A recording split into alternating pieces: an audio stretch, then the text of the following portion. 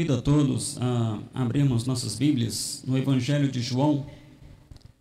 E nesta noite vamos aqui refletir nessa identidade de Jesus descrita por João no capítulo 8, do verso 21 ao verso 30.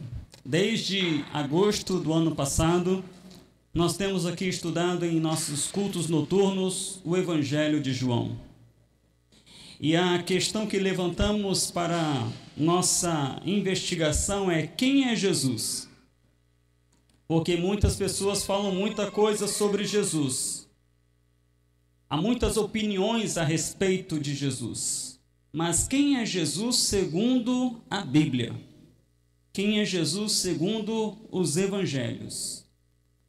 E nós vamos aqui investigar quem é Jesus segundo o Evangelho de João, capítulo 8, do verso 21 ao verso 30.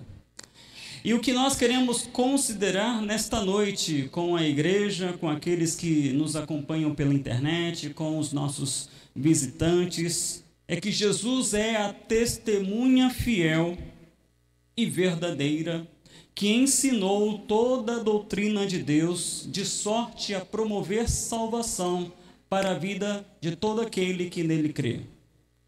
Jesus é a testemunha fiel e verdadeira que ensinou toda a doutrina de Deus, de sorte a promover salvação para a vida de todo aquele que nele crê. Salvação, redenção, solução definitiva. Talvez você esteja aqui nesta noite procurando uma solução, a solução definitiva para a vida do ser humano é compreender quem é Jesus. João 8, 21, a palavra do Senhor diz: mais tarde, Jesus lhes disse outra vez: eu vou embora. Vocês procurarão por mim, mas morrerão em seus pecados. Não podem ir para onde eu vou. Os judeus perguntaram: será que ele está planejando cometer suicídio? A que ele se refere quando diz: não podem ir para onde eu vou?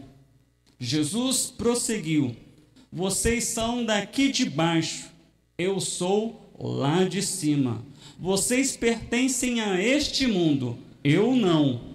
Foi por isso que eu disse que vocês morrerão em seus pecados, pois, a menos que creiam que eu sou lá de cima, morrerão em seus pecados. Quem é você?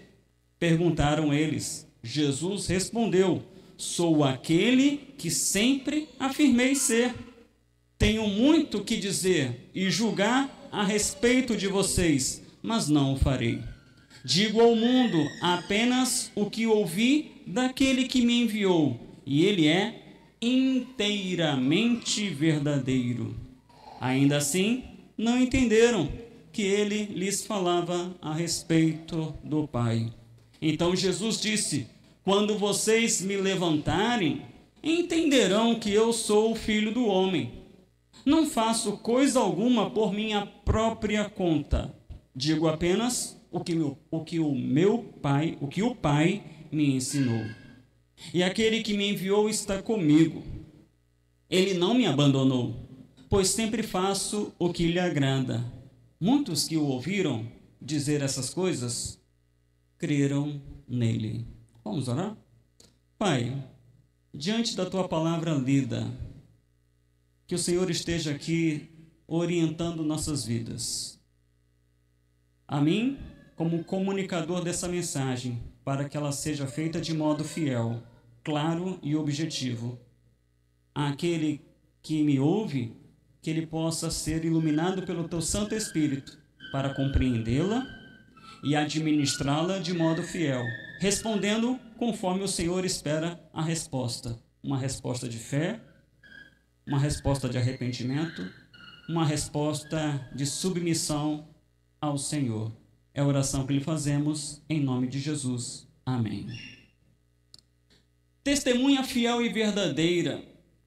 Foi o título que eu dei para essa mensagem. Quem é Jesus? Jesus é a testemunha fiel e verdadeira.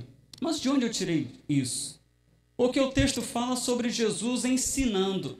E ele estava aqui ensinando a um grupo de judeus religiosos incrédulos. Um grupo de judeus religiosos que não...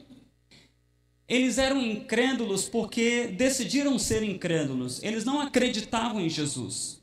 Porque Jesus não era aquele que eles esperavam. Jesus frustrou, entre aspas, a expectativa que eles tinham do Salvador. Eles tinham uma expectativa muito mundana de um Salvador poderoso. E Jesus veio manso e humilde de coração. Isso frustrou a ideia, a ideologia que eles tinham de salvação, de Salvador, de Rei ungido do Senhor. Mas Jesus, ele, a todo momento do seu ministério, ele se propôs a ensinar, porque esse era um dos ofícios do mediador. Jesus é o mediador entre Deus e os homens, e cumprindo esse papel de mediação, ele propôs ensino aos homens. E era um ensino de uma testemunha fiel e verdadeira. Há um grupo que notoriamente era um grupo soberbo, era um grupo arrogante, era um grupo orgulhoso, era um grupo que queria que Jesus se enquadrasse no que era o ideário deles, e não eles se acomodarem a quem é Jesus. Talvez isso seja algo muito comum na vida humana. Nós queremos que Jesus, ele se encaixe naquilo que é a nossa ideia de Jesus. E aí nós fechamos os nossos olhos para o que a Bíblia diz sobre quem é Jesus. E nesse mundo relativo, né, exageradamente relativo, nós dizemos, essa é a sua opinião. Ainda que o texto seja claro em dizer quem é Jesus, nós dizemos, essa é a sua opinião. Não é o Jesus que eu imagino ser.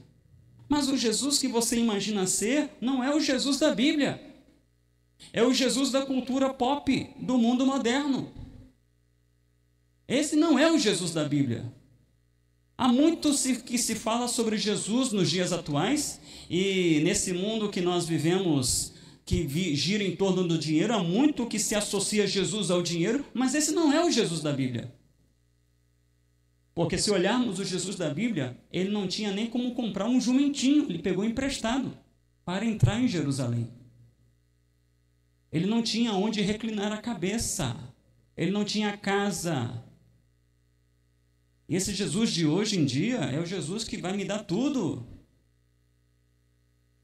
E esse Jesus da Bíblia diz que você não pode ficar correndo atrás daquilo que se estraga, mas você tem que correr atrás daquilo que permanece para a vida eterna. Então há uma distância muito grande do Jesus popular do Jesus da Bíblia. E essa ideia de ser testemunha fiel e verdadeira, eu não tirei do acaso. Porque é assim que Jesus se revelou a uma igreja do Apocalipse, que era conhecida pela sua soberba, pelo seu orgulho, pela sua autoconfiança, porque eles tinham muito dinheiro. A igreja de Laodiceia. E Jesus, quando escreve essa igreja, porque essa igreja era uma igreja que dava ânsia em Jesus, por causa dessa vida soberba. E entenda, meu amigo, minha amiga, meu irmão, minha irmã, que a soberba, ela causa náuseas em Jesus. Ela embrulha o estômago. Não é algo que Jesus aprecia. E a essa igreja que Jesus não apreciava esse tipo de comportamento, porque não é normal. Orgulho não é normal na vida do crente. Um crente não pode ser orgulhoso. Um crente não pode ser soberbo. Um crente não pode ser arrogante. Um crente não pode ser ganancioso. Ele tem que lutar contra. Ele sabe que isso está nele, mas ele luta contra, porque ele sabe que isso não combina com a nova vida em Cristo. Laodiceia tinha esse problema. E aí Jesus se apresenta a eles dizendo, eu sou o Amém, a testemunha fiel e verdadeira, a origem da criação de Deus. Apocalipse 3,14. O que ele queria dizer com essa expressão? Eu sou o Amém, a testemunha fiel e verdadeira, a origem da criação. Em outras palavras, eu sou o que sou. O que ele queria dizer com isso? Que Jesus não apenas via o que estava acontecendo na igreja, o que estava acontecendo em cada coração de cada membro daquela comunidade, mas também ele testificava sobre essas coisas e ele então se colocava como a fonte de toda a criação. Toda a construção da minha vida tem que ter como fonte o Senhor, porque tudo que tenho, tudo que sou, vem da graça do Senhor sobre minha vida. E aqui no Evangelho de João, o que nós vemos é um grupo que se assemelhava muito aos laodicenses pelo orgulho, porque se há algo que é característico do homem religioso, é o orgulho. É diferente do homem cristão, do homem verdadeiramente cristão, porque é aquele que realmente reconhece que foi salvo pela graça, que não foi mérito dele, mas sim foi uma bênção divina sobre sua vida, ele caminha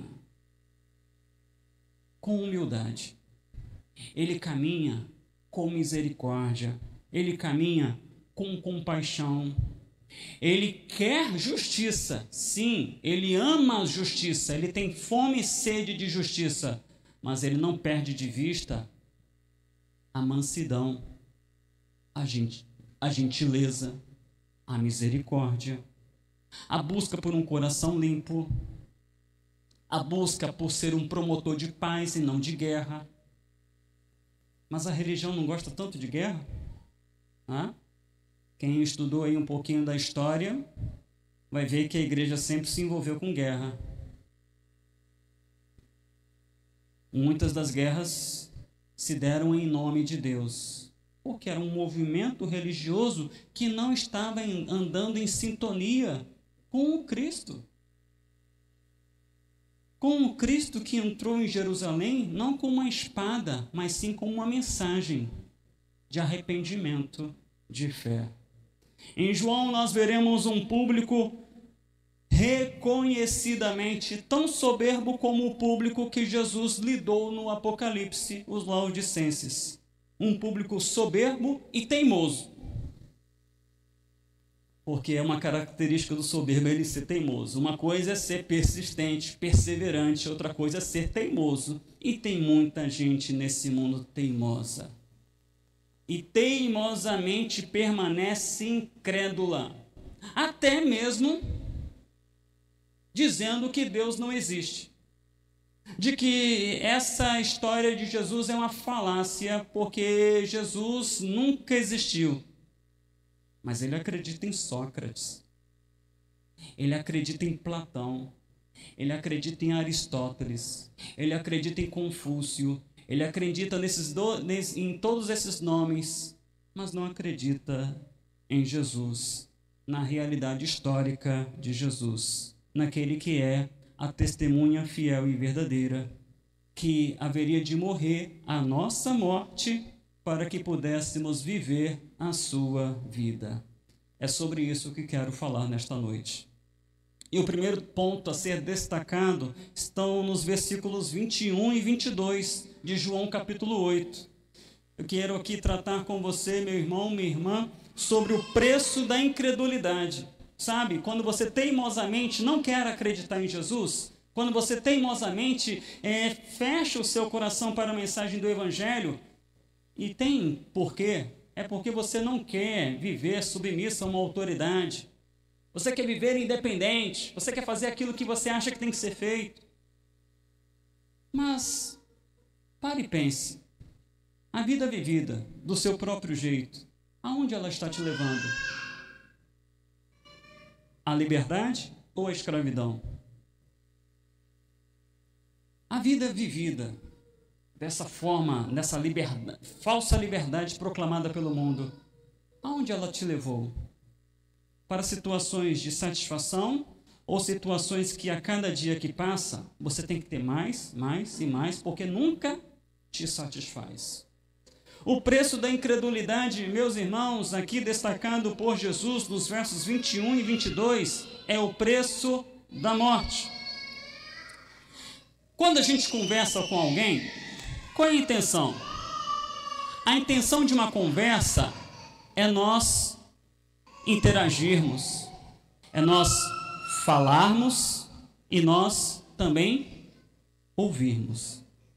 Ninguém que bate papo com alguém quer falar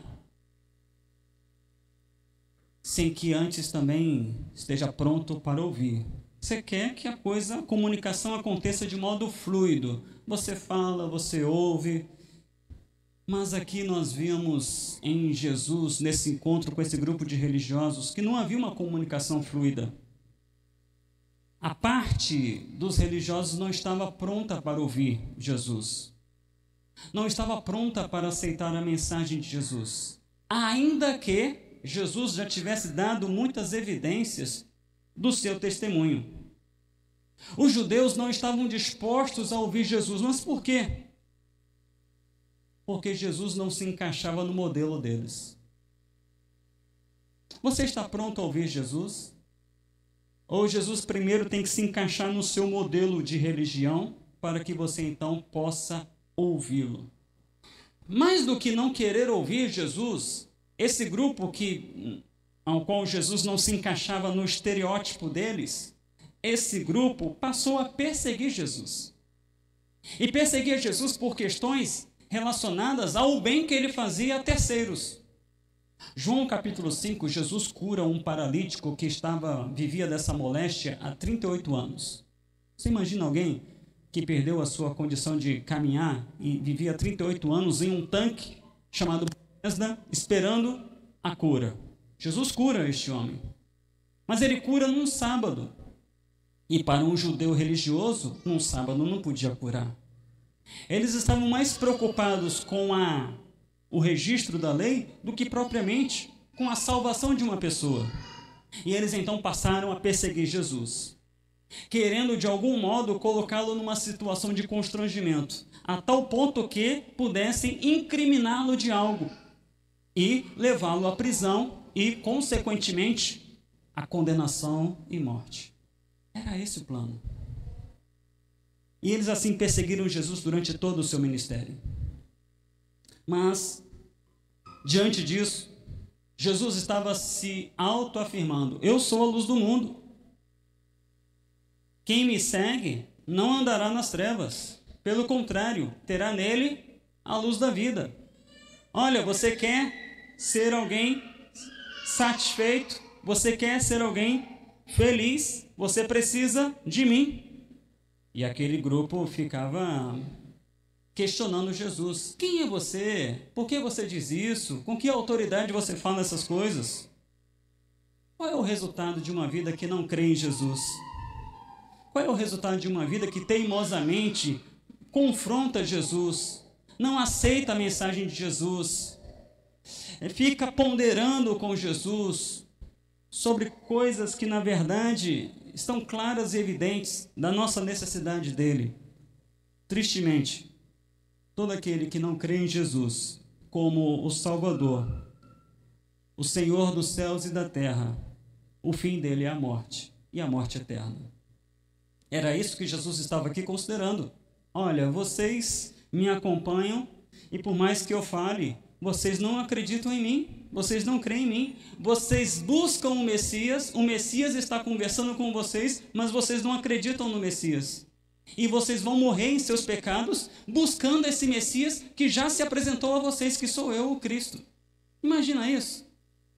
Aqueles homens, eles buscavam o Salvador, eles esperavam pelo Salvador, eles estavam conversando com o Salvador, mas não enxergavam que aquele com quem eles conversavam era a promessa cumprida de Deus, da vinda do Salvador ao mundo. Meus irmãos, às vezes estamos tão próximos de Deus, mas ao mesmo tempo tão distantes. Estamos ali muito próximos de uma vida com Deus, mas por causa da nossa incredulidade teimosa, que não é uma questão de intelecto, não, porque você entendeu a mensagem. É uma questão mesmo de coração endurecido. Você não experimenta Jesus Cristo. Nesse trecho das Escrituras, João 8, 21 e 22, Jesus reafirmava que estava prestes a partir. Não foi a primeira vez, porque em João 7, 34 e 35, ele disse, olha, eu vou embora. E aí aqueles que o ouviram disseram, para onde que ele vai? Será que ele vai viajar? Será que ele vai lá para o mundo grego? Vai compartilhar o ensino dele lá para os gregos? E na verdade ele estava dizendo que ia para Deus. Ele cumpriria a sua missão neste mundo e voltaria para o Pai que está nos céus. Aqui ele reitera, eu vou embora. Mas aqueles que ouviram agora foram mais ousados. Será que ele vai se matar? O que ele está dizendo? Será que esse homem tem ideias suicidas? De que adianta ter ouvido se você não está disposto a ouvir? Esses homens, eles não estavam dispostos a ouvir, eles sempre vinham com questões tangentes. Eu vou embora. Para onde o Senhor vai? Eu quero ir também.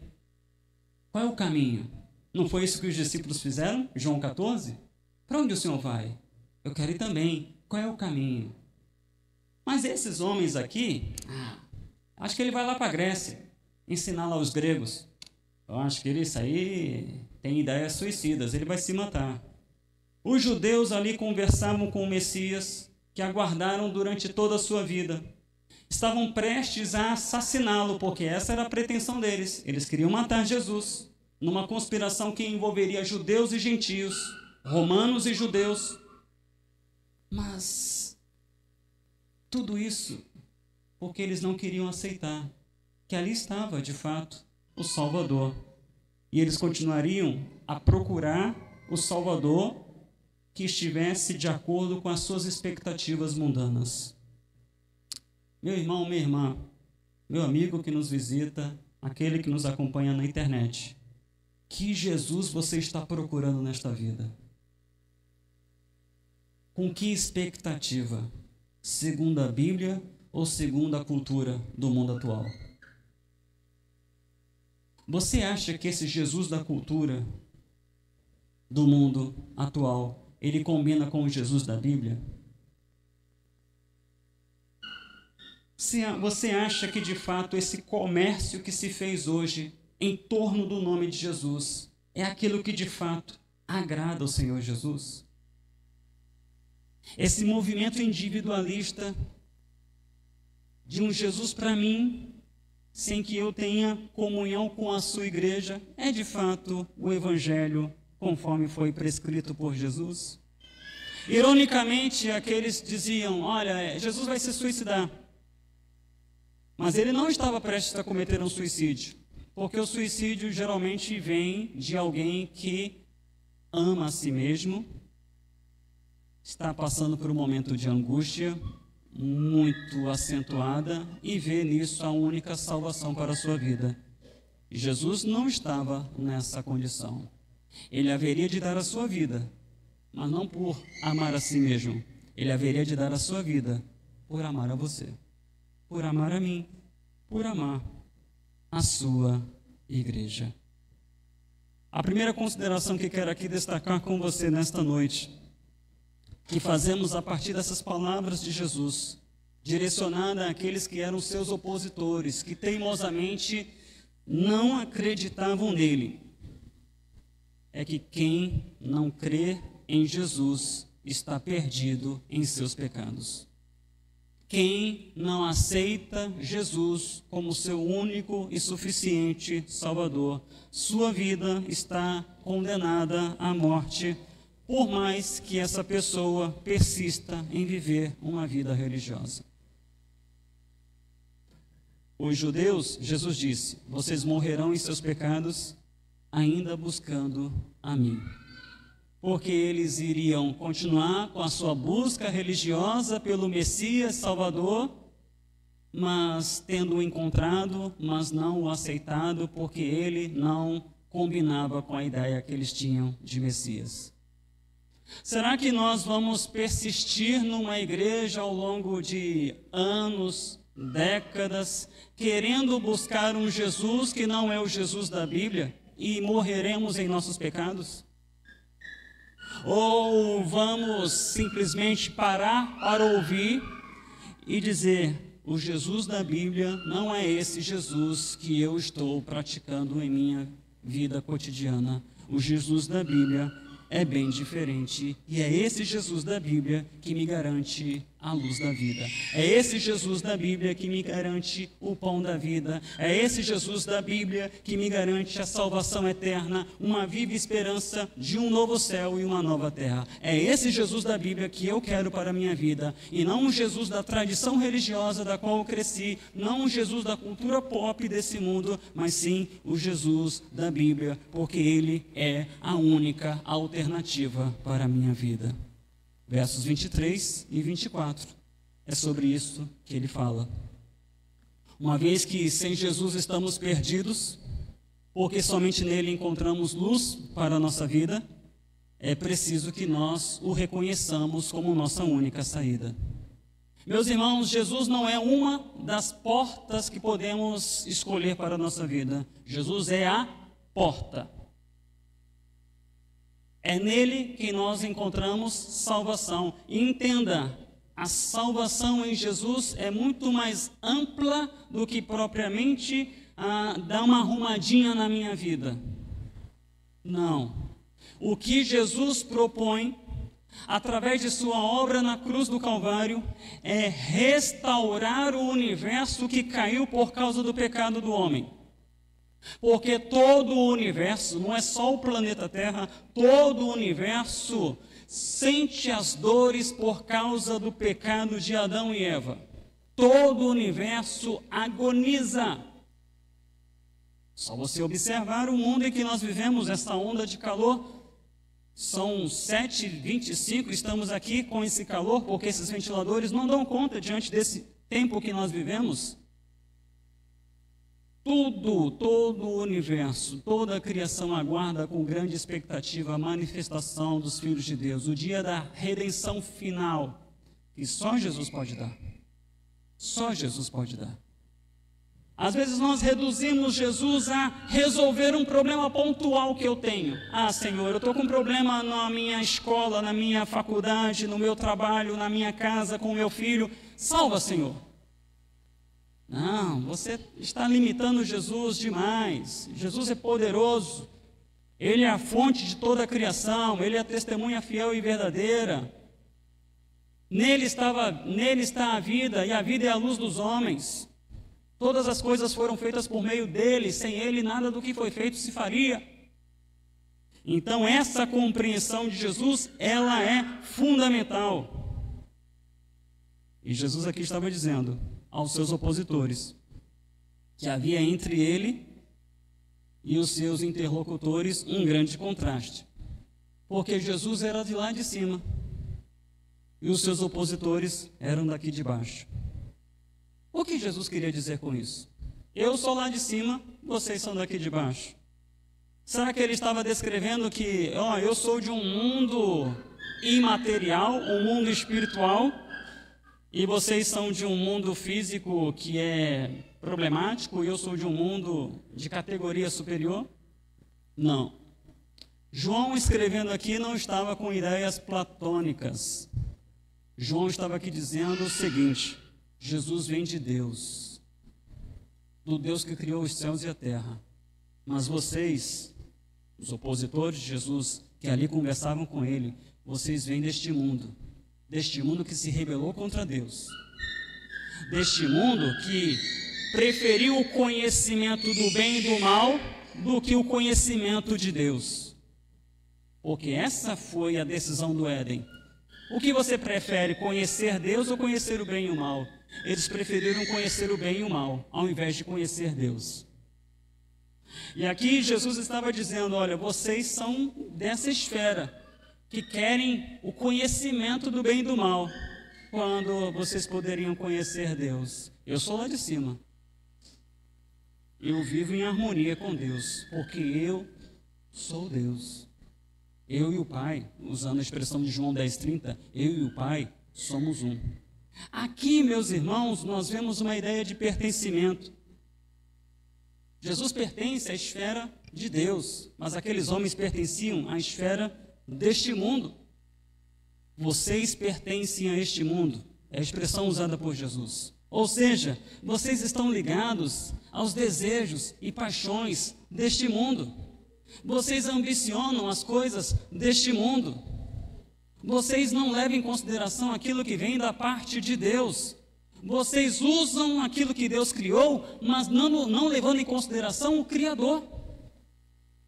Já parou para pensar sobre isso? A cultura atual, ela usa das coisas de Deus, mas não dando crédito a Deus. Ela usa tudo que Deus fez. Até mesmo a herança que nós temos é uma herança que vem da igreja. A herança que nós temos é uma herança que vem da igreja. O direito. A questão acadêmica. O aumento de universidades pelo mundo surge do movimento reformado. Essa ideia de conhecimento surge do movimento reformado, do avanço da ciência. Na área da política, a ideia de federação surge de um movimento reformado. A ideia de liberdade religiosa, liberdade de expressão, surge de um movimento reformado. Mas as pessoas querem essas coisas porque acham boas, mas não querem a fonte, que foi Deus, que foi o seu povo, que foi a igreja ao longo de toda uma história. Por quê? Porque eles querem as coisas do jeito que eles assim desejam. Eles não querem se submeter, eles querem ponderar, eles querem ser aqueles que dominam. Pode haver comunhão entre Jesus e um grupo de pessoas assim? Que querem ponderar? Que querem dominar? E às vezes, no seu domínio, exercê-lo de uma forma bastante injusta, ajudando aqueles que são do seu quadro de amigos, mas prejudicando outros, porque não existe uma ideia de imparcialidade, mas sim de muita parcialidade, quando na verdade na Bíblia Deus é imparcial. Deus não tem filho predileto. Infelizmente, aquele grupo de judeus religiosos, meus irmãos, estavam fadados à morte porque estavam decididos em se manter incrédulos quanto à identidade de Jesus. Eles não aceitavam que Jesus era a testemunha fiel e verdadeira de Deus, que haveria de nos ensinar tudo correspondente à doutrina de Deus a respeito da vinda do Salvador. Eles não queriam. E você hoje quer? Você quer aprender com Jesus sobre o que de fato é a vida com Deus? Você quer compreender com Jesus que a vida com Deus, ela repercute nas minhas relações interpessoais, que ela muda a minha forma de enxergar o mundo, de compreender que eu não posso me lambuzar com esses desejos carnais desse mundo? Mas aqui dentro está dizendo para eu fazer, mas está errado. Você vai ser escravo do seu corpo, dos seus desejos, das suas paixões. Sabe onde isso vai dar? Vai dar em morte. A segunda consideração que faço aqui, a partir do texto que nós lemos, é que o Evangelho não deve se adequar às suas expectativas. Eu quero, para mim, igreja tem que ser assim. Para mim, igreja tem que ser assado. Para mim, a mensagem, ela tem que ser assim. Para mim, a mensagem tem que ser daquele jeito. O Evangelho não vai se adequar aos seus caprichos, às suas vontades. Porque o poder do Evangelho é reordenar os seus afetos, reordenar aquilo que é prioridade na sua vida, fazer com que você comece a enxergar o mundo não com os olhos de quem pertence a esse mundo, mas com o olhar daquele que agora está nas mãos do Senhor. Você vive neste mundo, mas você não se deixa dominar por esse mundo. Você não permite se distrair com aquilo que é fútil neste mundo, mas procura viver uma vida que agrade a Deus, que busca fazer a vontade de Deus. E nisso que você busca fazer a vontade de Deus, certamente, ainda que não reconhecido, você será uma bênção para a vida de alguém com quem você se relaciona. A missão do Evangelho é reordenar a minha vida, é reordenar a sua vida, para que ela esteja de acordo com as expectativas de Deus. E essa vida, de acordo com as expectativas de Deus, me conduz à fé em seu Filho. A submissão às orientações do seu Filho, que é a testemunha fiel e verdadeira de Deus. Aqueles homens, diante dessas palavras de Jesus, foram bastante arrogantes. Verso 25. Quem é você? Não é assim que a gente costuma responder quando alguém vem com uma palavra meio que atravessada? Quem é você? Quem que você pensa que é? É assim. É assim, não apenas jovens, adultos maduros também agem assim. Quem é você? Principalmente quando pega no seu calo. E aí Jesus responde com tranquilidade, com equilíbrio: eu sou aquele que sempre afirmei ser. Mas vocês não quiseram ouvir. Eu sou aquele que sempre afirmei ser. Eu sou o pão da vida. Eu sou a luz do mundo. Eu sou o que sou. Eu sou aquele que sempre afirmei ser. Mas vocês não querem me ouvir. Era essa a questão. Eu tenho muito a dizer. Olha a expressão que Jesus usou. Eu tenho muito a dizer, verso 26. E julgar a respeito de vocês. Mas olha, não vou fazer.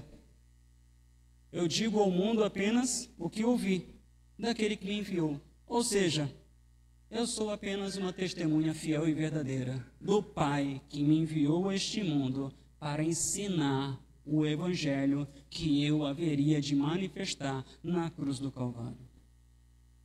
Os religiosos judeus não estavam com o coração aberto para ouvir a mensagem de Jesus, para ouvir que Jesus era Deus entre os homens. A expressão usada por Jesus, e ele usou reiteradamente no Evangelho de João, eu sou, e aqui no Evangelho de João, capítulo 8, ele vai usar no verso 23, vai usar no verso 24 e vai usar no verso 28, a expressão eu sou, usada em 3 oportunidades no trecho que nós estamos aqui refletindo, identificavam Jesus com Deus. Alguém que carregava a mesma essência divina, contudo sendo uma pessoa distinta do próprio Deus Pai. Porque Jesus é a imagem do Deus invisível. Colossenses capítulo 1 vai tratar desse tema. Jesus é Deus entre nós. É o chamado Emanuel, Deus conosco. Não era, meus irmãos, nenhuma novidade, porque reiteradamente ele disse isso ao seu público que o ouvia: eu sou. Fazendo então assim uma associação com a palavra que Moisés recebeu de Deus no deserto do Sinai: eu sou o que sou. Eu sou aquele que era, é e sempre será, o eterno, o soberano. Jesus se associava com o Pai na sua essência. Quem é você? Eu sou o que sou. Eu sou a testemunha fiel e verdadeira. Eu sou o Amém. Eu sou aquele que conhece todas as coisas, que vê todas as coisas. Eu sou aquele que sonda o teu coração e sabe o que está se passando na tua vida agora. Eu sou aquele que é a fonte de toda a criação. Eu sou aquele que sustenta todo o universo. Eu sou aquele que mantém os movimentos da Terra. Eu sou aquele que mantém os movimentos no sistema solar. Eu sou aquele que cuida do microcosmo, assim como do macro. Eu sou aquele que conhece as leis da física. Eu sou aquele que conhece a biologia como ninguém. Eu sou aquele que conhece os componentes da química. Eu sou aquele que conheço os animais, desde os animais de pequeno porte aos animais de grande porte, porque tudo isso foi criado por mim e foi criado para a glória, para a minha glória. Eu sou o pão da vida, eu sou a luz do mundo, eu sou o caminho, a verdade e a vida. Eu sou. Jesus veio ao mundo para dar testemunho da verdade, de sorte que quem nele cresce, quem ouvisse e cresce, pudesse experimentar a vida eterna. A verdade de Jesus ficaria mais clara quando ele fosse para o madeiro. E é isso que ele fala. Ele usa essa expressão no verso 28. Quando vocês me levantarem, entenderão que eu sou o Filho do Homem. Entenderão que o meu trabalho neste mundo consistiu em ensinar a respeito da razão que me levaria para a cruz. E sabe o que levou Jesus para a cruz? Os nossos pecados. Porque nele não havia pecado algum. Pecado. Sabe, aquilo que eu faço que desagrada a Deus. Aquilo que penso, aquilo que sinto, até mesmo aquilo que não faço, quando sabia que deveria fazer. Mas hoje o mundo não quer saber ouvir de pecado, mas precisa, porque se não houver arrependimento e fé, você não poderá entrar no reino dos céus. Você não poderá ter essa vida com Jesus. Jesus veio a este mundo para mostrar na cruz a salvação que vem da morte, porque a sua morte nos trouxe vida. Deus enviou o seu Filho ao mundo, não para que condenasse o mundo, mas para que o mundo fosse por ele salvo. Jesus poderia em sua missão sofrer com o abandono da multidão, e a multidão o abandonou. Jesus poderia na sua missão sofrer com o abandono dos seus discípulos, e de certa forma os seus discípulos também o abandonaram. Mas Jesus não teria a infelicidade de ser por Deus abandonado. Até que por um dado momento, ele disse, Eli, Eli, lama sabachthani, Deus meu, por que me desamparaste? Mas esse desamparo não se perpetuou, porque logo o Senhor o ressuscitou dentre os mortos. A última consideração que faço aqui para você nesta noite, a respeito desse testemunho de Jesus, é que o testemunho da cruz é que define quem é de fato Jesus. Você quer conhecer Jesus? Saiba por que ele foi para a cruz. Você quer conhecer a identidade de Jesus? Entenda por que ele foi para a cruz. Porque um santo perfeito que nunca pecou entre nós foi parar na cruz. Ele foi parar na cruz por causa de mim e de você. Ele é a testemunha fiel e verdadeira. Feliz é aquele que olha para a cruz e compreende que ali estava o Filho de Deus morrendo a nossa morte para vivermos a sua vida. Feliz é você se você crê nessa mensagem. Feliz, satisfeito, contente. Alguém realmente realizado é você se você olha para a cruz e observa na cruz o amor de Deus sobre sua vida, de tal forma que você não vive nesse mundo dizendo, o que Jesus pode fazer por mim?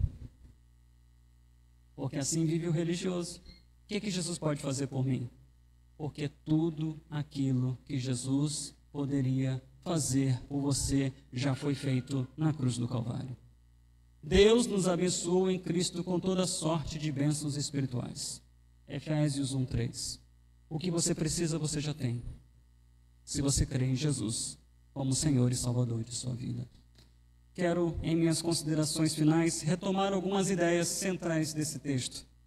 A primeira delas é, sem Jesus, você está perdido em seus pecados. Ainda que mantenha a sua religiosidade. Sem o Jesus da Bíblia, não o Jesus da cultura pop, não o Jesus da tradição religiosa, sem o Jesus da Bíblia, você permanece perdido em seus pecados. Ainda que vivendo uma vida religiosa. Sua vida está condenada à morte, por mais que você persista em cumprir ritos e cerimoniais religiosos. Não adianta, você precisa do Cristo sendo o Salvador de sua vida. A segunda consideração que fizemos ao longo de nossa palavra, o Evangelho não deve se adequar à sua expectativa de vida. Eu quero um evangelho assim. O evangelho não é à la carte, como você vai num restaurante e fica escolhendo o que você vai comer. O evangelho não se adequa à sua expectativa de vida.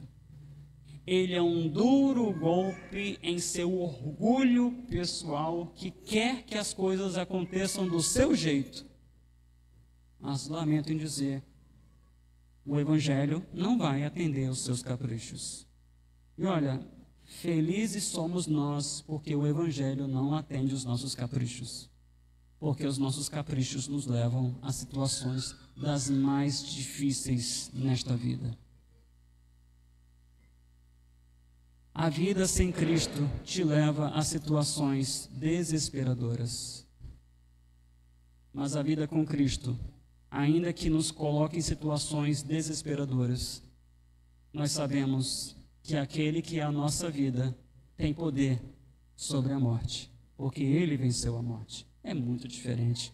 O Evangelho não atende às suas expectativas, mas reordena a sua vida para que ela esteja de acordo com a vida que vem lá de cima e não a vida que é praticada aqui embaixo. E por fim, o testemunho da cruz é quem de fato define quem é Jesus. Você quer saber quem é Jesus? Olhe para a cruz. Se você enxergar na cruz os seus pecados sendo pagos por Ele, feliz é você. Mas se você olha para a cruz e não sente nada a respeito daquela cruz, você ainda precisa abrir o seu coração para o Senhor Jesus. Porque a cruz nos convida a nos identificarmos com o nosso Senhor em sua morte, para que também nos identifiquemos com Ele em sua ressurreição. O Senhor te chama nesta noite a viver o Evangelho, não da cultura pop, não da tradição religiosa, mas o Evangelho segundo a Bíblia nos ensina. Jesus é a testemunha fiel que nos ensinou toda a doutrina de Deus, de sorte a promover em nossa vida a fé que salva. Para que, crendo, tenhamos vida em seu nome. E essa mensagem do Evangelho para você nesta noite é: vem, segue-me. Sai dessa vida vivida para si mesmo e passe a viver uma vida com significado, uma vida vivida para aquele que é o teu Criador, é a fonte de todas as coisas. Isso inclui a tua vida, a minha vida. Vamos orar? Pai bendito, aqui estamos, com todas as nossas debilidades, com todas as nossas circunstâncias difíceis, mas compreendendo que o Senhor é a nossa vida, porque o Senhor morreu a nossa morte para vivermos a sua vida. Nós olhamos para a cruz e vemos o teu amor por nós. E se há alguém aqui que nesta noite está conseguindo enxergar essa mensagem da cruz, está conseguindo enxergar e está sendo aqui reordenado em seu coração para compreender que a sua vida deve ser vivida de acordo com as coisas aí de cima e não as coisas daqui de baixo, que o Senhor, meu Pai, continue agindo para que Ele possa estar confessando essa fé publicamente. E se há ainda alguém aqui que não compreende o drama da cruz e o seu coração ainda permanece endurecido ao testemunho fiel e verdadeiro do Senhor Jesus, ainda se mantendo numa condição religiosa ou até mesmo cética em relação à mensagem do Evangelho, que o teu Santo Espírito esteja operando nesse coração, porque Deus, se o Senhor trouxe aqui, é para que esta pessoa possa estar considerando essas questões relacionadas à sua vida, para que ela deixe de ser teimosa e abra o coração para o Senhor Jesus. É a oração que lhe fazemos em nome de Jesus. Amém.